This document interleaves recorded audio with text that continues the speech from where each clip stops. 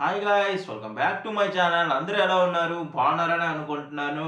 And మన సంక్రాంతికి అయితే బోల్డ్ సినిమాలు రావడం జరిగింది. బోల్డ్ అంటే మన రామ్ చరణ్ గారి గేమ్ చేంజరు, డాకు మహారాజా, నెక్స్ట్ సంక్రాంతికి వస్తున్నాం.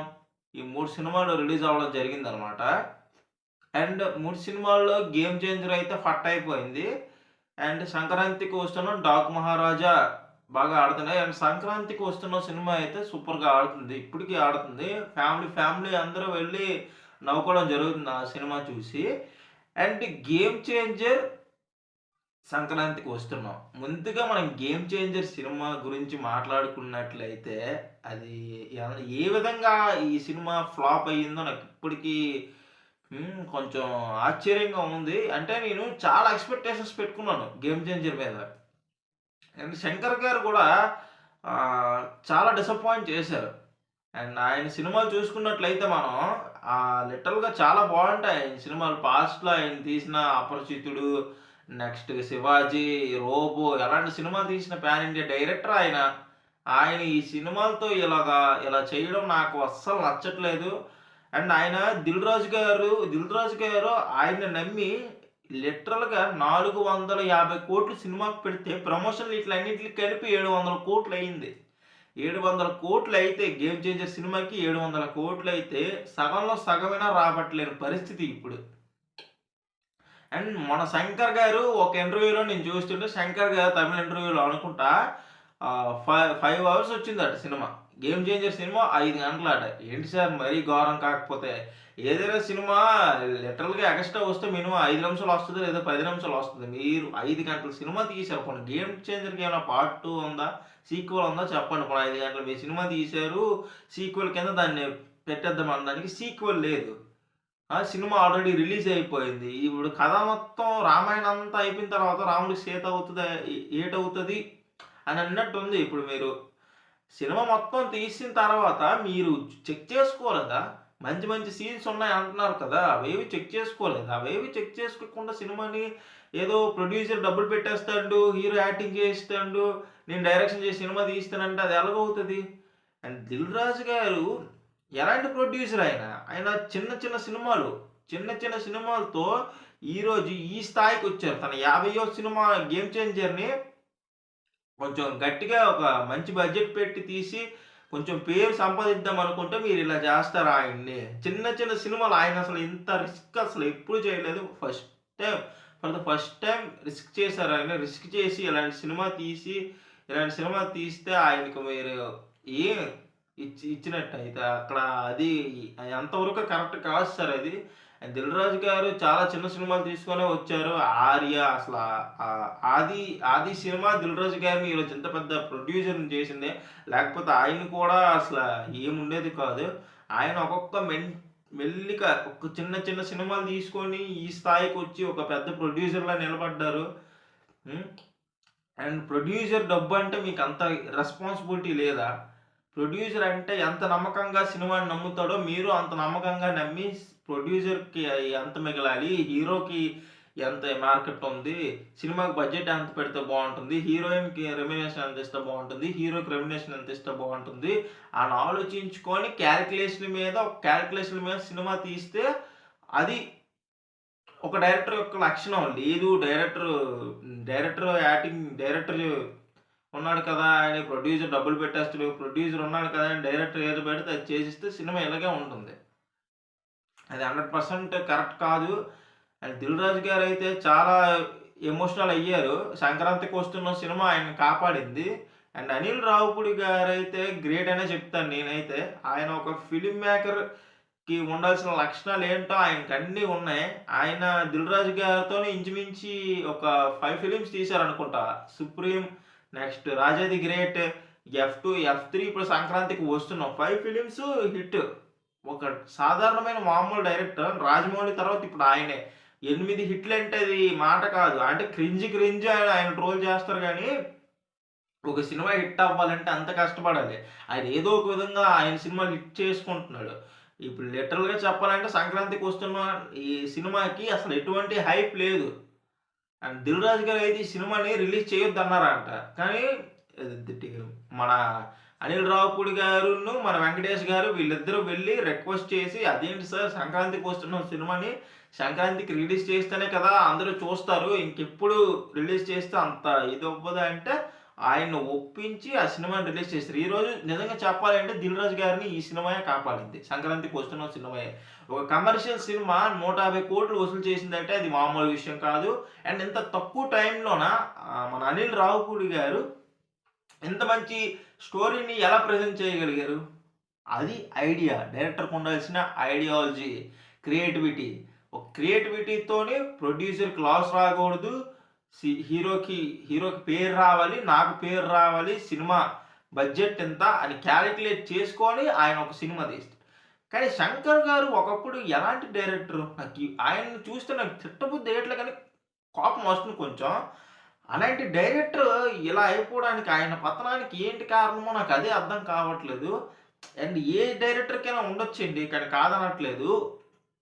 మరీ ఘోరమా? మన 'వాల్తేరు వీరయ్య' సినిమాకైతే జస్ట్ 9 నిమిషాలు ట్రిమ్ చేశారట.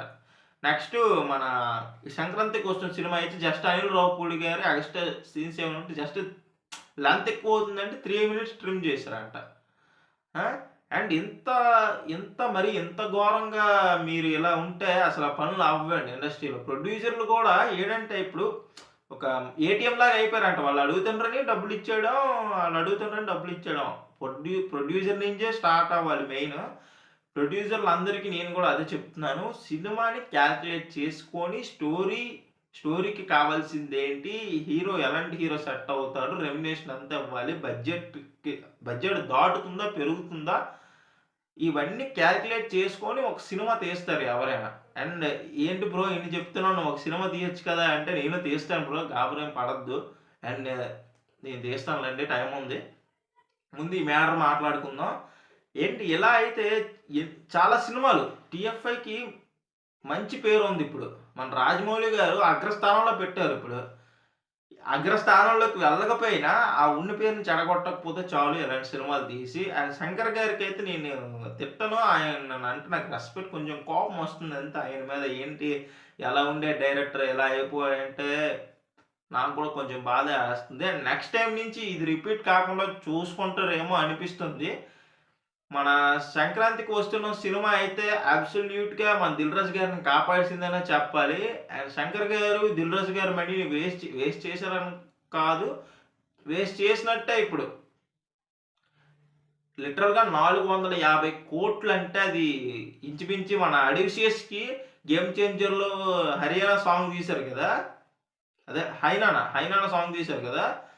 ఆ సాంగ్‌కి పెట్టిన బడ్జెట్‌తోని ఒక 4 ఫిలిమ్స్ చేస్తాడు లిమిట్‌గా. అండ్ మన అనిల్ రావుపూడి గారు కూడా లిటరల్‌గా చెప్పాలంటే ఆయన సినిమాకి ఎంత రెస్పెక్ట్ ఇస్తారో ఈ వీడియో ఒకసారి చూడండి. ఫస్ట్ ఆఫ్ ఆల్ సినిమా అనేది it's not only about our creativity. మనం ఒక కథ ఊహించేసి ఆ కథ కోసం ఎంత దూరమైనా వెళ్ళి ఆ కథని ఎగ్జిక్యూట్ చేయడం అనేది ఇట్స్ లైక్ క్రియేటర్‌గా మనకు ఉండే ఒక ఆశ. బట్ నా వరకు వచ్చేసరికి ఐ లుక్ ఆఫ్టర్ ఎవ్రీథింగ్. ఆ సినిమా హీరోతో చేసేటప్పుడు ఆ హీరోకి ఉన్న మార్కెట్ ఏంటి? ఆ హీరోతో మనం చేసినప్పుడు ఆ సినిమా బడ్జెట్ ఎంతలో చేయాలి? సో రిలీజ్ చేసే టైంకి ప్రొడ్యూసర్ ఎంత సేఫ్‌లో ఉండాలనేది first I will prefer that. ఎందుకంటే end of the day it's a business. Not only and అది అలా సినిమాని ఏ విధంగా ఒక టెక్నికల్‌గా ఆలోచించి ఒక డైరెక్టరు, ఒక ప్రొడ్యూసరు, ఒక హీరోని కూర్చోబెట్టుకొని డిస్కస్ చేసుకొని సెట్స్ మీదకి వెళ్తే బావుంటుందని నా ఉద్దేశం. సినిమాని ఒక టెక్నికల్‌గా తీయాలి. ఎందుకంటే క్రియేటివ్ ఫీల్డ్ కాబట్టి ఎనీ టైమ్ టెక్నికల్‌గా ఆలోచించి ఒక సినిమాని తీస్తారు. 'శంకర్' గారు కూడా ఒకప్పుడు ఆయన సినిమాల్లో ఆయన ఎడిటింగ్ చేసుకునేవాళ్ళు. అంటే ఇప్పుడంతా డిజిటల్ కదా! డిజిటల్ వచ్చేయడం నుంచి చాలా ప్రాబ్లమ్ అయితే అవుతుంది. అండ్ దాని నుంచి ఇప్పుడు కొంచెం ఇలాంటి ప్రాబ్లమ్ వస్తుందనమాట. మొత్తానికైతే మన 'దిల్ రాజు' గారు సేవ్ అయ్యారు. సంక్రాంతికి వస్తున్న సినిమా వల్ల 'దిల్ రాజు' గారైతే సేవ్ అయ్యారు. గేమ్ చేంజర్ దెబ్బతో కోలుకోలేరు అనుకున్నారు ఆళ్ళందరికీ 'దిల్ రాజు' గారైతే సేవ్ అయ్యారు ఇప్పుడు ప్రెజెంట్ ఆ సినిమాతోనే.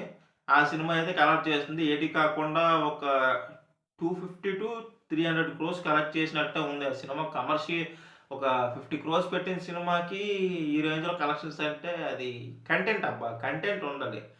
మెయిన్ కంటెంట్, క్రియేటివిటీ ఐడియాలజీ ఉంటే ఆ సినిమాని మనం ఏ విధంగా తీయాలి, టెక్నికల్‌గా తీయాలా, ఎటువైపు ఆడియన్స్‌కి నచ్చుతుందా లేదా, దీనివల్ల చాలా ఒక ప్రాక్టికల్‌గా ఉంటే మెయిన్ బావుంటుంది. శంకర్ గారు చేసిన తప్పేంటంటే, అదంతా ఏదైతే తీసేసాం, సినిమాని తీసేసాం, ఎడిటింగ్ రూమ్‌లో చూసుకుందాం అంటే పని అవ్వదు కదా! ఆ! ఇప్పుడు ఒక సినిమాని తీయాలంటే మొత్తం కాలిక్యులేట్ చేసుకొని, పేపర్ మీద రాసుకొని, సీన్ టు సీన్ కరెక్ట్‌గా వస్తుందా, రావట్లేదా అని అప్పుడే చూసుకోవాలి. లేదంటే ఇప్పుడు 5 అవర్స్ వచ్చింది అంటున్నారు కదా సినిమాని. 5 అవర్స్ వచ్చిన సినిమా ఇప్పుడు 2 అవర్స్ 45 మినిట్స్ తీసుకుంటే అందులోని తక్కిన సినిమా అంతా వేస్టే ఇప్పుడు. Actors performance waste. Next producer డబ్బులు వేస్ట్. ఇంకా అలా చాలా వేస్ట్. ఇంకా కార్‌కి డీజిల్లు, పెట్రోల్లు, ఇంకా ఫ్లాట్లు, ఫ్లైట్‌కి ఛార్జీసు, ఇవన్నీ ఎంత డబ్బు? ఎంత డబ్బు ఒక సినిమా మీద ముందుగా చెప్తున్నాను. ఒక సినిమాకి అవలేలంగా ముఖ్యంగా దేవుడు ఎవరైనా ఉన్నారంటే ప్రొడ్యూసర్. ప్రొడ్యూసర్ లేకపోతే డైరెక్టర్ కాకపోతే ఇంకో ప్రొడ్యూసర్ దగ్గరికైనా వెళ్తాడు. హీరో అయినా ప్రొడ్యూసరు. మెయిన్ ప్రొడ్యూసర్ ఒప్పుకుంటేనే సినిమా స్టార్ట్ అవుతుంది. మెయిన్ అతనికి రెస్పెక్ట్ ఇస్తేనే ఒక సినిమాకి విలువ. ఆయనకి మాత్రం ఎప్పుడూ లాస్‌లో అంటే వస్తాయి కాదనట్లేదు. మరి ఇంత ఘోరంగా నేనెక్కడ చూడలేదు. అండ్ ఇది 'శంకర్' లాంటి ఒక గ్రేట్ డైరెక్టర్ ఇలా చేస్తుంటే కొంచెం బాధగా ఉంది. అండ్ నెక్స్ట్ టైమ్ ఇది రిపీట్ అవ్వకుండా చూసుకుంటారనిపిస్తుంది. అండ్ ఇది గైస్ ఈరోజుటి వీడియో. వీడియో నచ్చినట్లయితే వీడియోని దయచేసి లైక్ చేయండి. మీకు దండం పెడతాను. మీరు లైక్ చేస్తేనే నా వీడియో పుష్ అవుతుంది. దయచేసి ప్లీజ్ వీడియోని లైక్ చేసి, షేర్ చేసి, మన సినీ మ్యాటర్స్ ఛానల్ కంటెంట్ నచ్చితే సబ్స్క్రైబ్ చేసి సపోర్ట్ చేయండి.